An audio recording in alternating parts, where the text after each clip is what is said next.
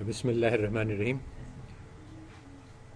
So last chapter we did the aggregate demand function, and that is very similar to the Keynesian theory.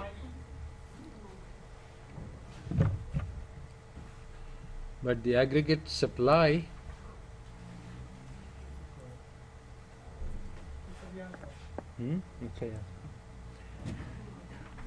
So aggregate supply is very different. And this is because today we are going to study the markup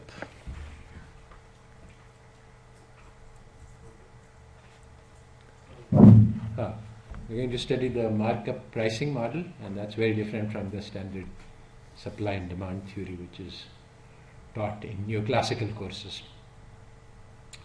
So these are the two components of supply, any aggregate demand and aggregate supply. These are the two components of macro, which is part of your MMT. One part, the aggregate demand, is very similar to the Keynesian theory, but this aggregate supply, this is new, it has been developed over there. So this is part of what might call post-Keynesian economics. All right. So this is the chapter outline taken from the book.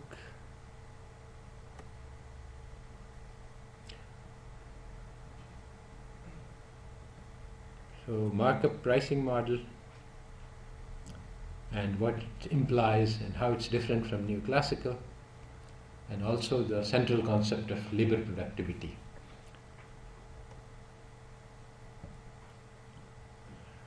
So basically in the previous chapter we looked at the demand side of the economy, and there's a very simple model of supply. When the demand expands, the supply expands to meet that. But now how does this happen? What do the firms do? Now we're going to look at the details of that and how do the firms behave. So we're going to discuss the model of markup pricing. Basically the firm takes its costs and then applies some sort of a markup to it to arrive at the price. This is a very sensible model, unlike the neoclassical model which asks for things which nobody knows. This one, people are often asked about their marginal costs and they don't know what they are.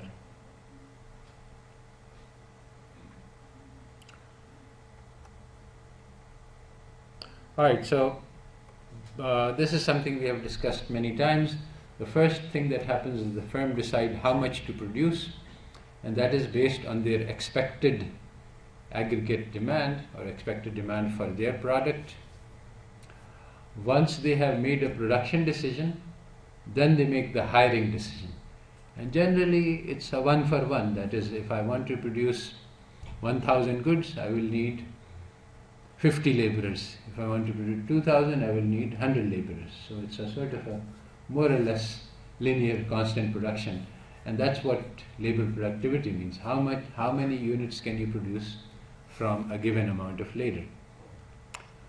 So then you look at the per unit labor cost, and that's one of the element of cost. Then there are other costs as well, fixed costs and other variable costs, raw materials, etc. But generally speaking, if everything is in proportion, which is the case in fixed proportion production functions, then you can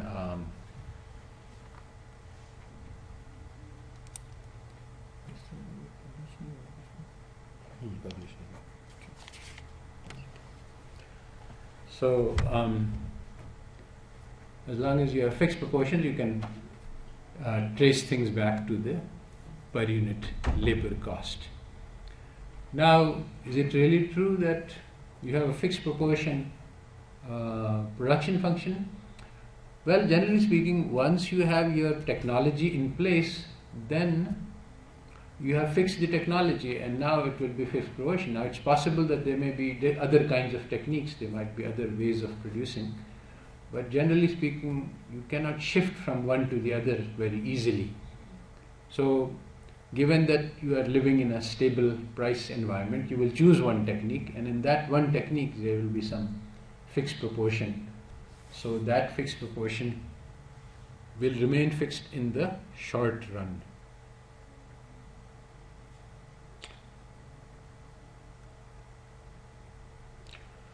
So then we have this concept of labor productivity, which is the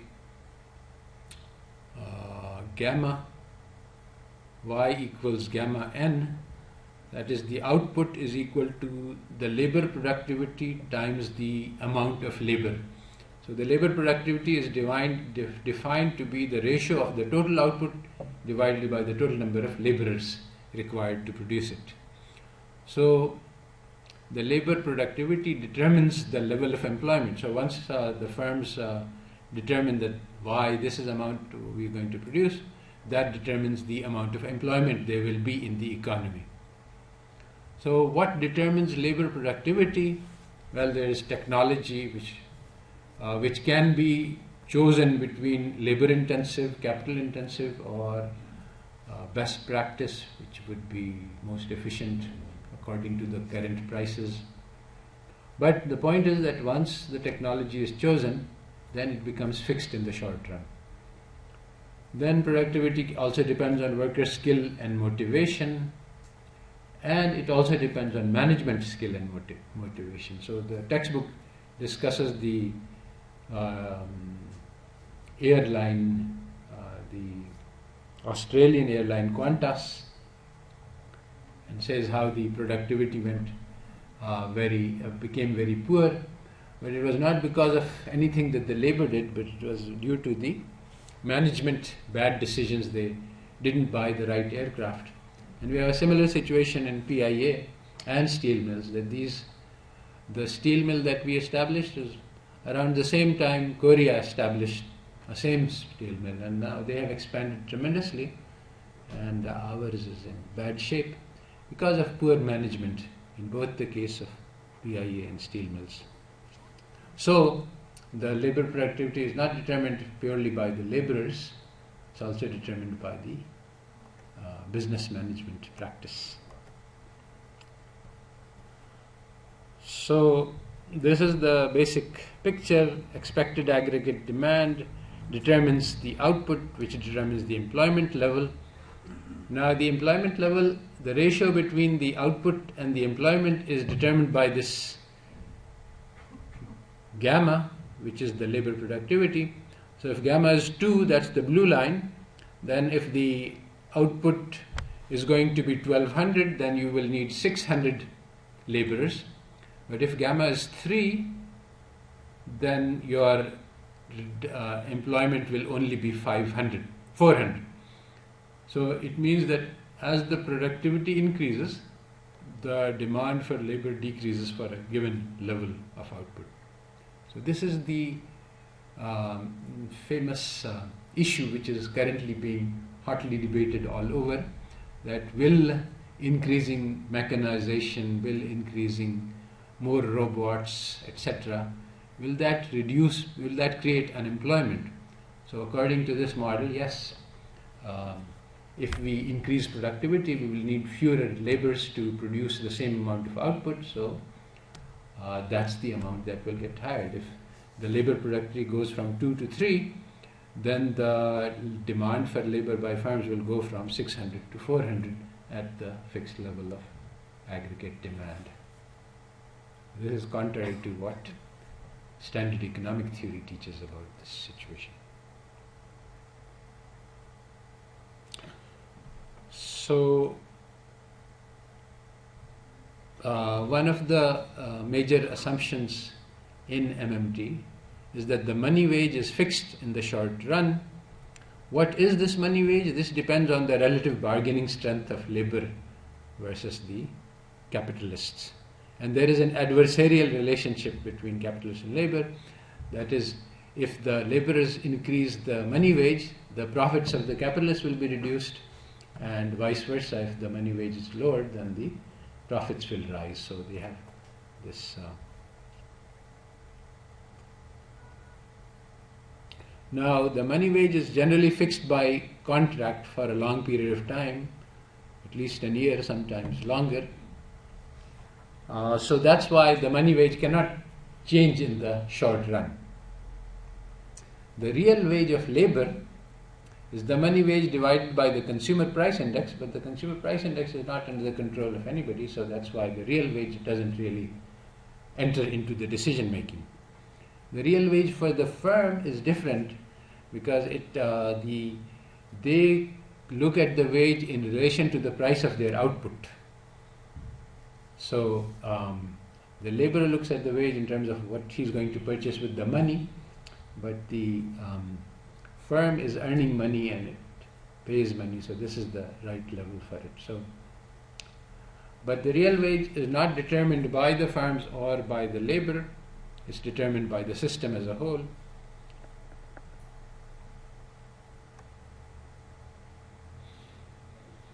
So basically the supply and demand theory, which is being taught all over the world, has many points of disagreement with this analysis that we are doing. So for example, supply and demand theory says that if there is unemployment, you should cut the real wage. And if you cut the real wage, then there will be more employment. So this doesn't match our model in the sense that the output is determined by the aggregate demand and not by the real wage. And furthermore, the output determines the employment. It doesn't matter what the real wage is. Real wage can fluctuate at the same level of employment. This is different from the standard theory. And then there is the issue of how can workers and firms cut real wages. This is Keynesian point which we have discussed. A real wage is not in their control. They can only look at the nominal wage.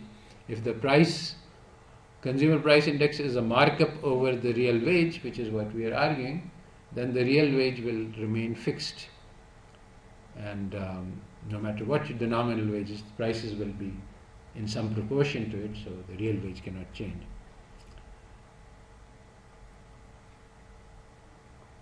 So if the nominal wage is reduced, the prices will also be reduced in proportion, so nothing will happen to the real wage. We saw that the data actually confirms this story.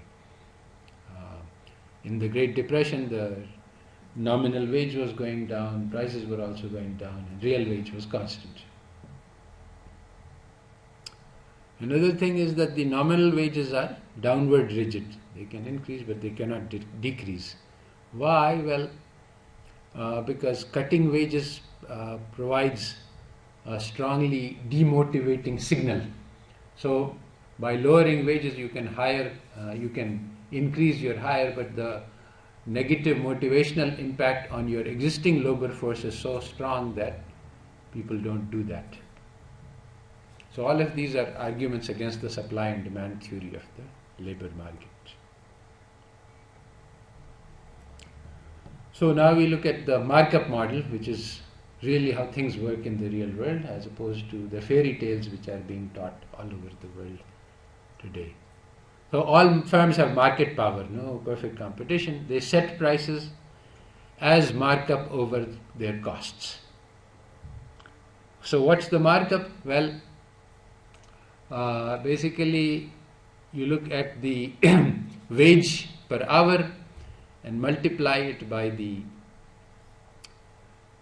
hours per unit of output. So this is the amount of money, this is the unit labor cost for 1 unit of output. Wage per hour times the hours per unit of production.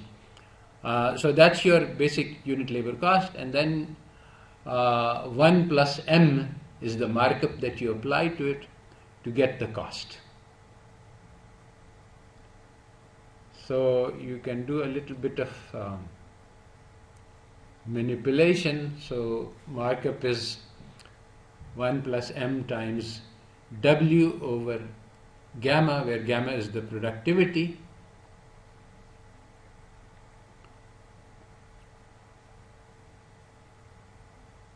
So numerical example is that if productivity is 0.5, then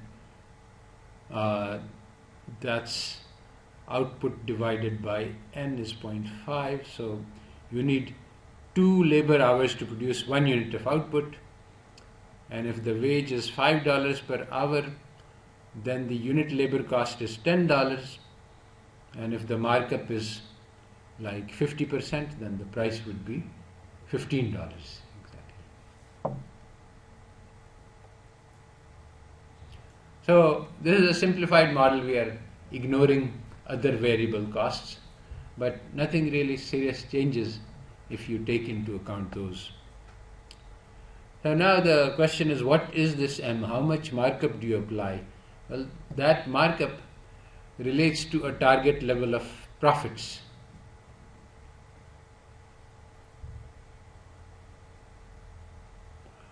So how much profit do you want to make? So unlike the conventional model where profits are maximized, here the firm chooses how much profit they will make because they have other considerations as well. They don't want to maximize profits, they want to keep their market share at a good level, and if that involves sacrificing profits, then they will do that. They might want to have more profits if they want to invest to build greater capacity, if they anticipate that the demand is going to increase. So in that case, they will try to increase prices. So there are many different factors which govern the amount of markup that the firms will apply. There is short-run rigidity in the prices. As we have already discussed, the prices cannot be changed quickly.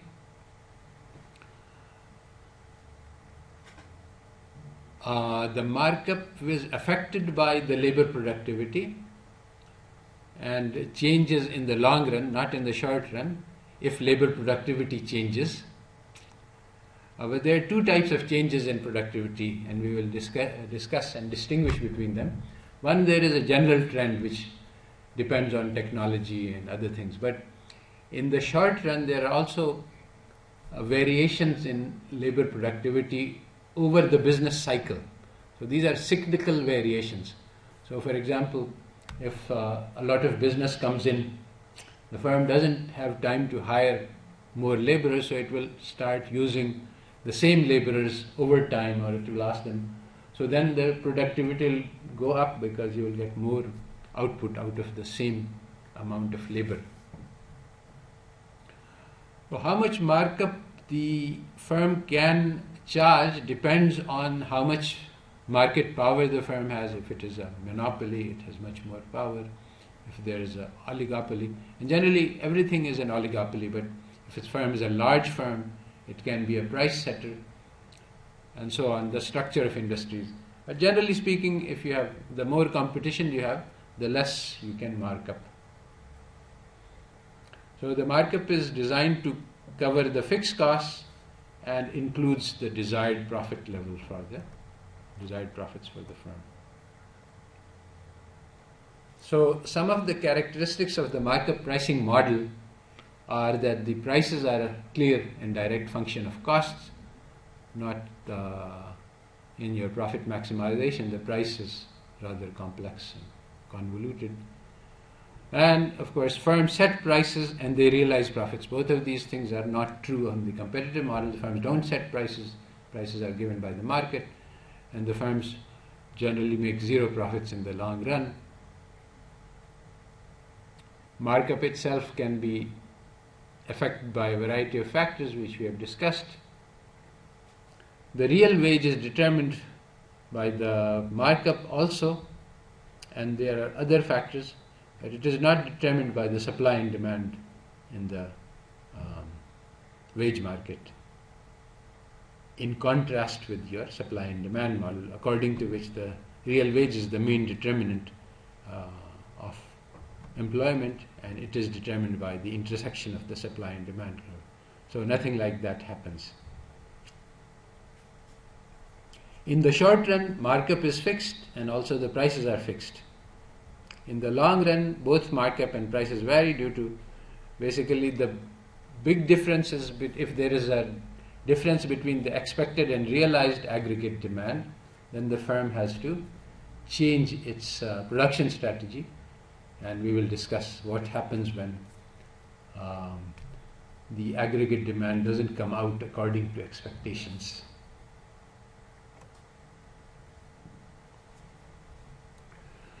So here is some calculations about the real wage and how it is related to the markup. So basically we know that price is set as 1 plus markup times the wage over the productivity. So if we divide by W, then we have P over W is 1 plus M divided by productivity. And so just flipping both sides, we get the real wage, W over P, is equal to labor productivity divided by 1 plus M. So the real wage increases with the labor productivity and decreases with the markup.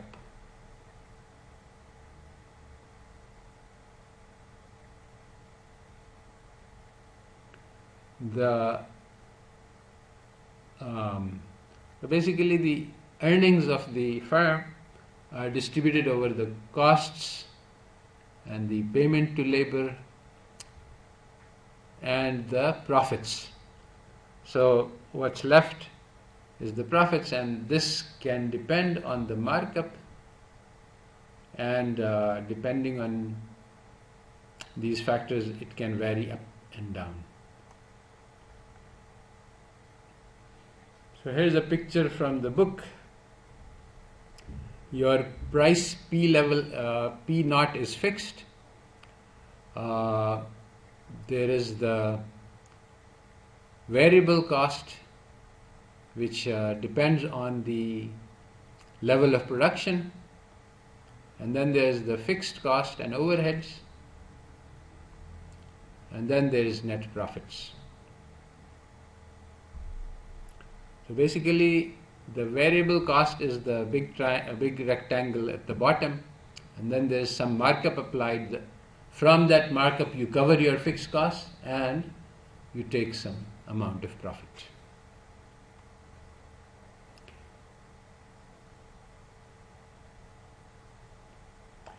Now this is actually this is what the firm decides to produce according to the expectation. This is actually not labeled correctly. The output is determined by the expectations, but the sales is determined by the actual, and the difference is adjusted in the inventory. So what goes into the GNP is the GDP is the sales, but the inventory is also part of the investment, but it does go into the GDP. But because of the difference between the sales and the expected output, the actual profits may not match the expected level of profits. And so when that happens, then the firm makes adjustments to its plans.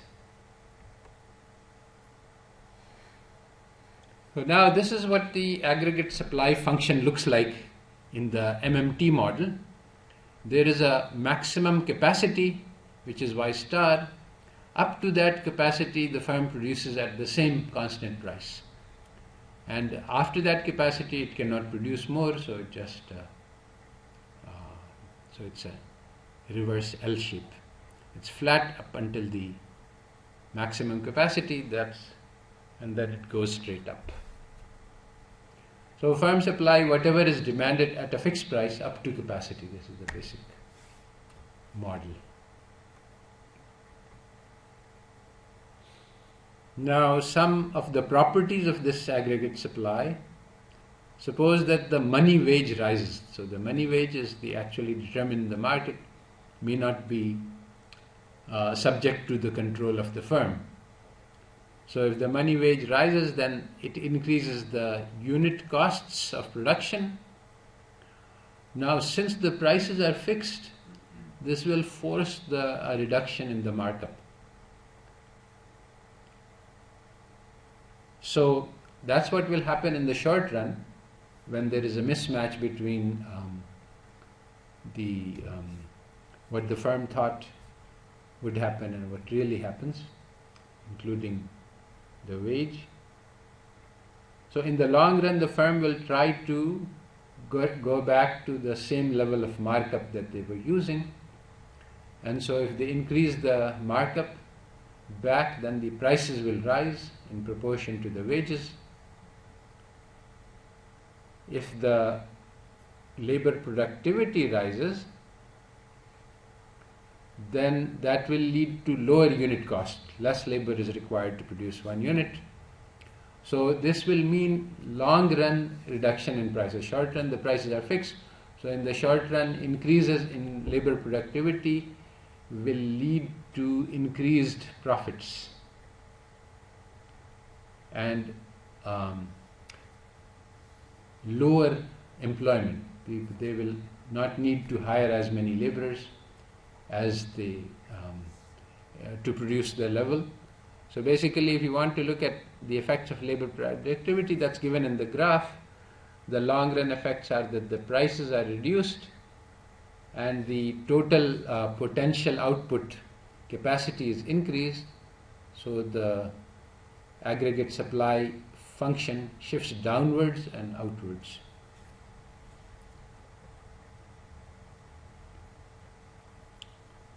So these are some of the variations, some of the sources of variations in markup. If you have industrial concentration, so it depends on, if you have a few big oligopolies or a lot of small oligopolies. So level of concentration in the market and the degree of competitiveness, these all affect the market, the markup. So if there is an increase in market power, one firm buys up another firm and increases the level of concentration, then that gives them more market power and therefore they can increase the prices.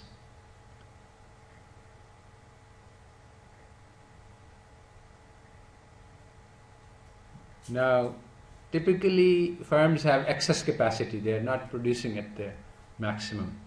So when that happens, then if they see aggregate demand increasing, there is a mismatch between the inventories start going down. Then what they do is they expand production without any change in price. In the short run, they expand production by just making use of existing stocks of laborers, making people work overtime instead of hiring new people, because if you hire new people, you're committed. If they think that this expansion in aggregate demand is not a short-term phenomena, then they will start hiring new people.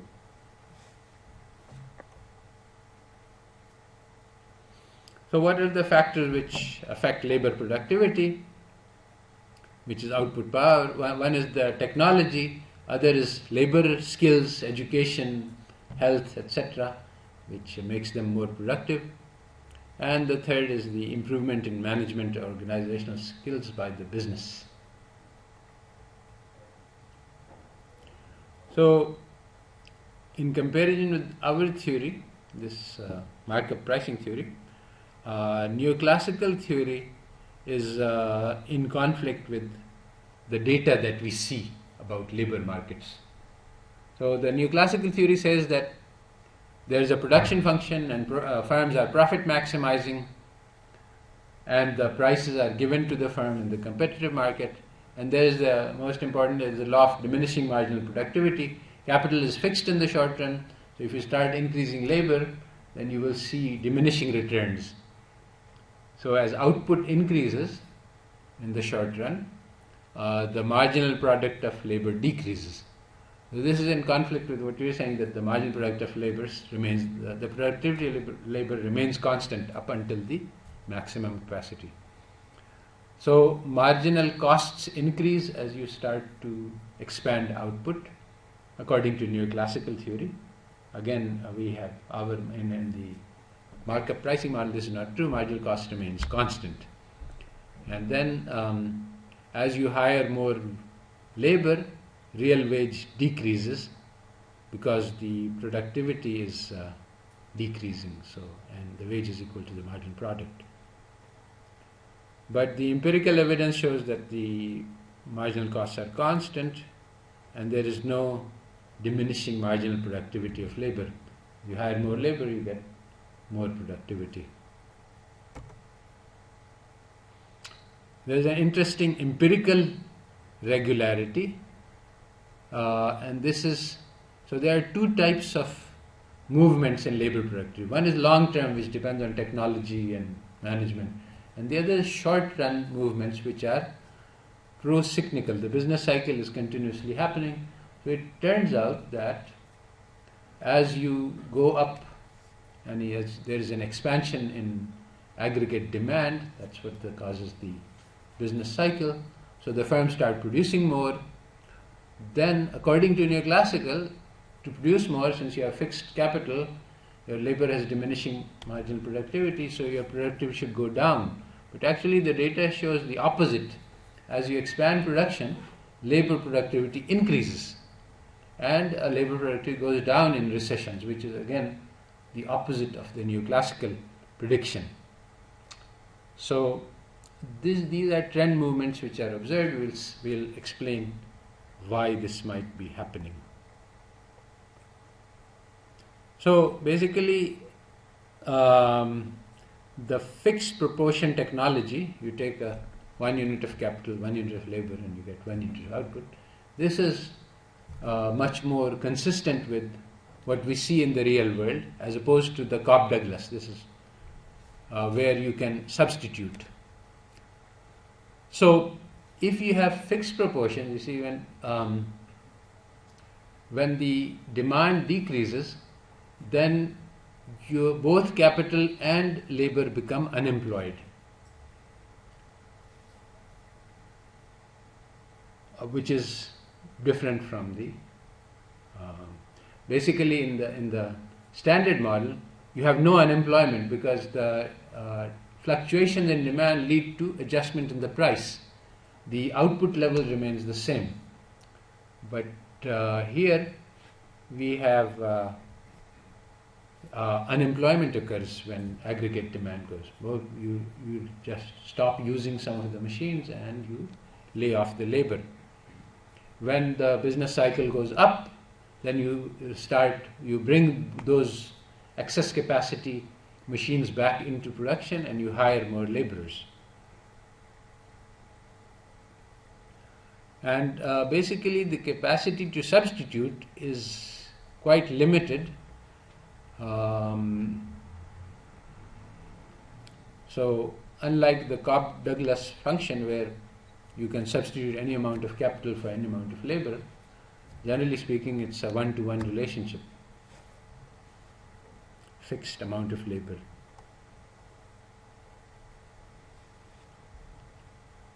So I'm just following the book. This point is made again, that the effective demand drives the labor demand. In the short run, technology is fixed, so trend labor productivity is fixed. So given a particular demand, there is a fixed requirement of labor.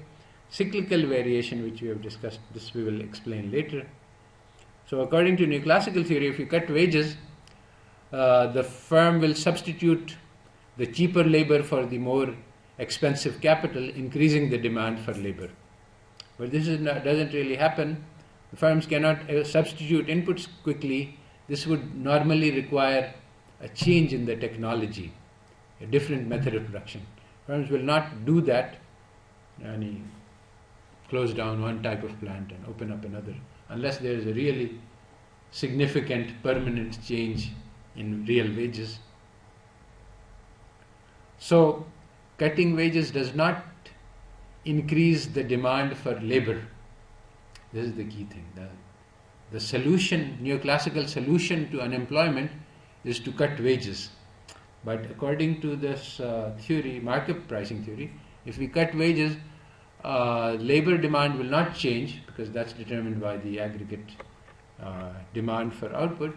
What will happen is that the laborers will get less and the capitalists will get more.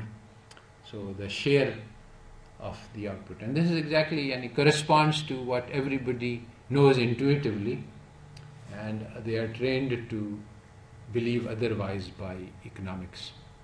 So everybody else sitting in your first year graduate school is learning the opposite things.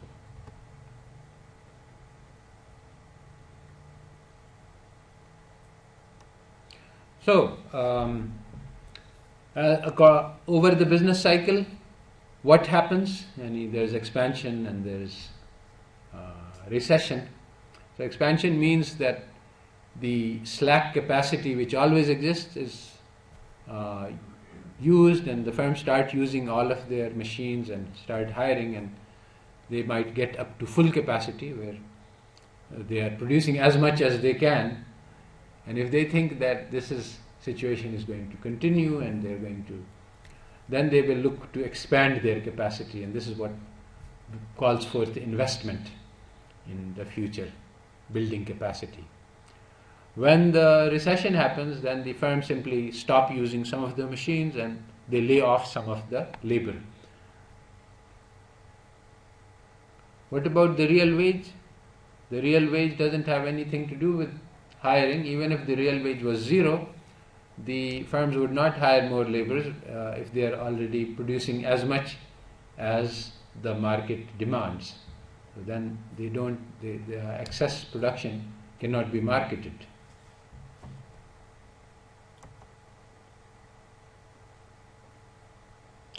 So how do firms respond to changes in aggregate demand? So basically, over the business cycle, the aggregate demand keeps changing. It increases and decreases. Increases leads to expansion. Decrease in aggregate demand leads to recession. So basically, over the downturn, as recession goes on, then we would observe that there is idle capital in the firms and labor has been unemployed. And these people who are unemployed are willing to work at the going wage. But there's no jobs because there's no demand. Basically, you have constant unit cost in normal range of production, unlike the U-shaped marginal cost curve here. This is different. If the firm gets more orders for its output, then it will increase output, and so it will bring back the idle capacity. It will start using machines, hire laborers. There would be the upward shift in demand will not lead to a rise in prices, which is your standard neoclassical model. The prices will remain constant because it's producing at the same cost and it doesn't want to lose market share. So aggregate supply curve is flat over normal range of output, and increase in normal demand will be met by increase in real output without any increase in price. So the book goes over some reasons why prices remain fixed while aggregate demand fluctuates. So this is the situation. If you have shifts in demand curve, increase or decrease, then the price remains the same, but the production level responds. So why does price remain fixed? Well, the book gives several reasons. Generally speaking, there are a few dominant firms which have market power and they fix prices. And generally speaking, you cannot, in such an oligopoly situation, people have loyalty. So generally speaking, if you cut prices, unlike you see the competitive model says that if the market price is $1 and you start selling your product for 95 cents, then everybody will come to you because everybody is looking for the lowest price there. But in reality, only a few people will come to you. So now you have to calculate the additional consumers you gain, will they compensate for the loss that you make by lowering but you lose 5 cents for all your existing consumers. And now can you gain enough new consumers to compensate? Normally it will not be possible. So normally you would not change prices. Furthermore, price adjustment is costly. You have to change your catalog. You have to do a lot of things. So it's not it's not free. This is one of the assumptions of neoclassical, that there are no transaction costs, no frictions.